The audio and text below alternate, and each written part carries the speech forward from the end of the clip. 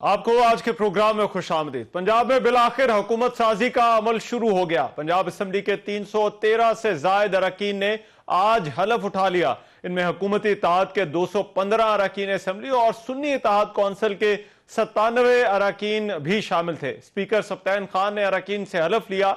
नून लीगी अरकान ने स्पीकर से हलफ लेने की इस्तदा की, ताहम स्पीकर ने पहले बगैर हलफ लिए इजलास में वक्फा कर दिया और कहा कि पीटीआई के नामजद वजीर आला असलम इकबाल के वो प्रोडक्शन ऑर्डर जारी कर रहे हैं। पीटीआई के वजीर आला के ओहदे के लिए नामजद उम्मीदवार असलम इकबाल असेंबली ना पहुंच सके। पंजाब पुलिस की पीटीआई के नामजद वजीर आला पंजाब को गिरफ्तार करने की जो कोशिश है उसके खिलाफ पेशावर हाई कोर्ट ने जो दरखास्त है उस पर आईजी पंजाब खैबर पख्तूनख्वा और सेक्रेटरी दाखिला को नोटिस जारी करते हुए 14 मार्च तक जवाब भी तलब कर लिया है।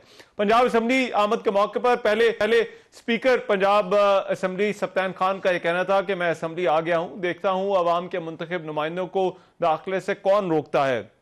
जिन अरकान को रोका जा रहा है उनके बारे में पता करता हूं। सिक्योरिटी इसलिए सख्त की गई है कि कुछ को असेंबली में लेवल प्लेइंग फील्ड मिली है, कुछ को नहीं दी जा रही। अभी खवातीन और अक़लियतों की मखसूस नशिस्तों का फैसला होना बाकी है। इसहाक डार का यह कहना था कि ऐवान में अरकान की तादाद पूरी ना होना पहली बार नहीं हुआ, माजी में भी कई दफा ऐसा हुआ कि अरकान के नोटिफिकेशन बाद में जारी हुए। बहरहाल अब मरीम नवाज वजीर आला पंजाब बनने जा रही हैं और पंजाब मुस्लिम लीग नून के लिए एक बड़ा चैलेंज होगा। पंजाब में मामला किस तरह से आगे चलेंगे, मुतवक्के काबीना के नामों पर भी गौर हो रहा है। क्या तरजीहात होंगी मुस्लिम लीग नून की पंजाब हुकूमत के हवाले से और खास तौर पर पंजाब के साथ विफाक की हुकूमत में, इस पर बात करने के लिए मुस्लिम लीग नून के सीनियर रहनुमा जनाब खुर्रम दस्तगीर साहब मेरे साथ इस वक्त मौजूद है, उनसे जानते हैं। दस्तगीर साहब बहुत शुक्रिया आपके वक्त का। पहले तो खुर्रम साहब मैं विफाकी हुकूमत के हवाले से बाद में आपसे सवाल करूंगा, लेकिन किस तरह से देखते हैं पंजाब में मरीम नवाज का बतौर वजीर आला पंजाब आना, जो ग्राउंड मुस्लिम लीग नून ने खोई है इस इंतखाब में, जो नताइज की तवक्को थी वो नहीं आ सके, आपके ख्याल में वो सब वापस आ जाएगा? सबसे पहले तो आपके नाजरीन के सामने ये जो हकाइक हैं वो रखने हैं कि ये चौथा लगातार इलेक्शन है जिसमें पंजाब के वोटरों ने मुस्लिम लीग नून को असेंबली की सबसे बड़ी पार्टी या अक्सरियती पार्टी बनाया है। तो ये कोई नया पैटर्न नहीं है। 2018 में भी मुस्लिम लीग नून सबसे बड़ी जमात थी जिसे पंजाब के वोटरों ने वोट दिए थे, लेकिन वो फिर जो मैंडेट था वो आपको मालूम है वो जहाजों में भर भर कर लोगों को लाया गया और वो फिर उनको जबरदस्ती हुकूमत दी गई पंजाब की। लेकिन इससे कता नजर अब ये बड़ी अच्छी बात है पाकिस्तान की सियासी तारीख के लिए कि पहली दफा एक खातून वजीर आला बनने जा रही हैं और सबसे बड़े सूबे की बनने जा रही हैं। और चूंकि जितना मैंने कहा ये एक चौथी दफा है कि सबसे बड़ा मैंडेट पंजाब के अवाम ने मुस्लिम लीग नून को दिया है, तो बहुत सीनियर यहाँ अरकान सूबाई असेंबली मौजूद है जो पहले भी 12 वजारतों का हिस्सा रह चुके हैं। तो मरीम नवाज साहब के पास एक बड़ा तजर्बाकार पूल मौजूद है जिसमें से वो अपने वज़रा को चुनेंगी। और फिर उनकी जो एक उन्हें मोहम्मद नवाज शरीफ की गाइडेंस भी हासिल होगी, शहबाज शरीफ की गाइडेंस भी हासिल होगी, जिनका बड़ा तजर्बा है पंजाब को चलाने का।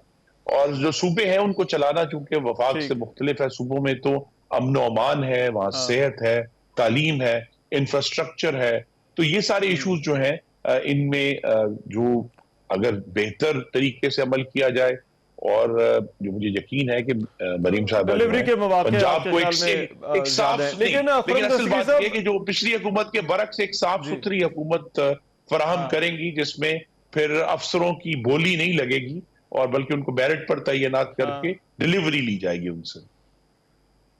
अच्छा, विफाकी हुकूमत की आपने बात की, विफाक में अब जो सेटअप आ रहा है आपके ख्याल में बहुत सारे लोग सवालात उठा रहे हैं कि शायद मुस्लिम लीग नून का ये दुरुस्त फैसला नहीं है विफाक में इस वक्त हुकूमत लेने का। आपके ख्याल में क्या मुस्लिम लीग नून के पास इसके अलावा कोई ऑप्शन और है या थी?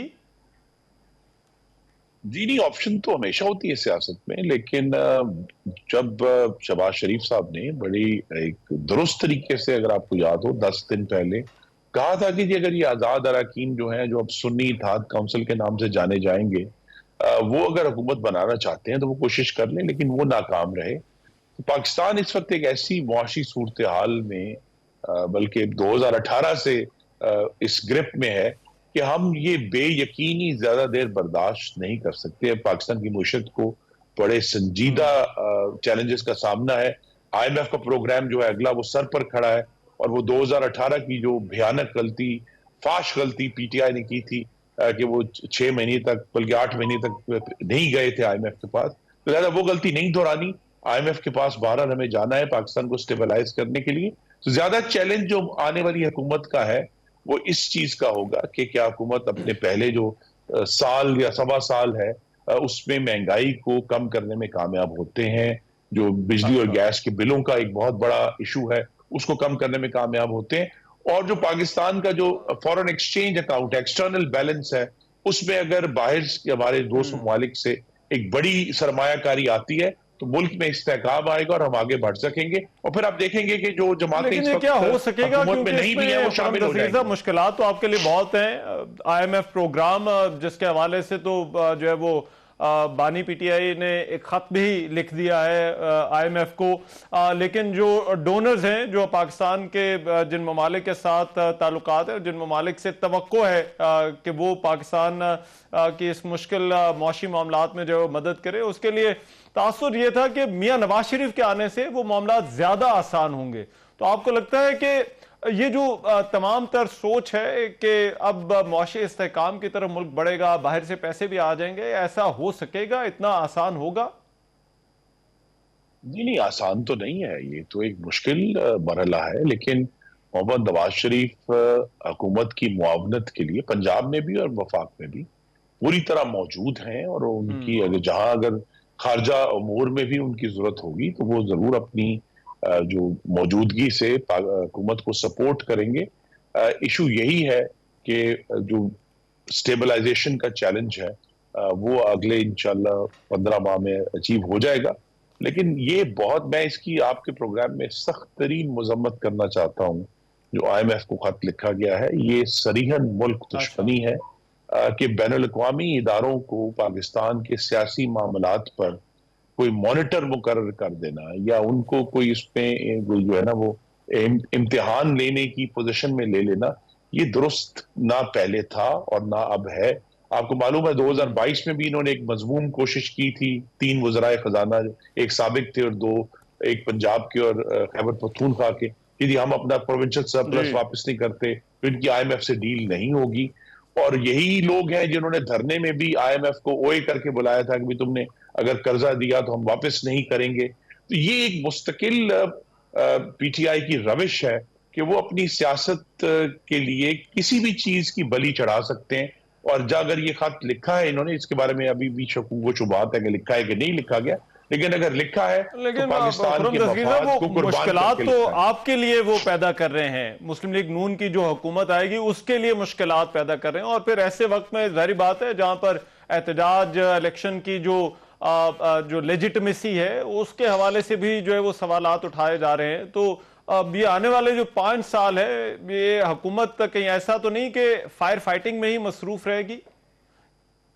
नहीं, हमारे तो ये बाजू हमारे आजमाए हुए हैं। हमने जब ये हुकूमत में थे तो 2021 में इन्होंने ऑपोजिशन को बजट की किताबें वफाकी वज़रा ने डेस्कों पर चढ़कर मारी थी। तो हमें तो आदत है, हमने 126 दिन का धरना भी सहा इनका, जिसे वो सियासत कहते थे, लेकिन उसका असल जो मकसद था वो कि CPEC जो है वो 8 महीने की ताखीर हुई। पाकिस्तान के कौमी वफाद को उस धरने ने भी नुकसान पहुंचाया। फिर जो वो धरने का टेस्ट हुआ, जैसे आज की आपकी तरफ तवज्जो आपने दिलाई है कि जी ये तो इलेक्शन को क्वेश्चन कर रहे हैं, तब भी इन्होंने इलेक्शन को क्वेश्चन किया था। लेकिन जब धरने के बाद सुप्रीम कोर्ट में 3 महीने की प्रोसीडिंग्स हुई तो सुप्रीम कोर्ट ने इनके सारे सबूत रद्दी करार दिए और कहा कि कोई मुनज़्ज़म धांधली नहीं हुई। तो लिहाजा ये झूठ का बाजार और सियासत की खातिर कौमी मफाद को कुर्बान करने की जो रविश है वो इंतहाई मज़मूम है।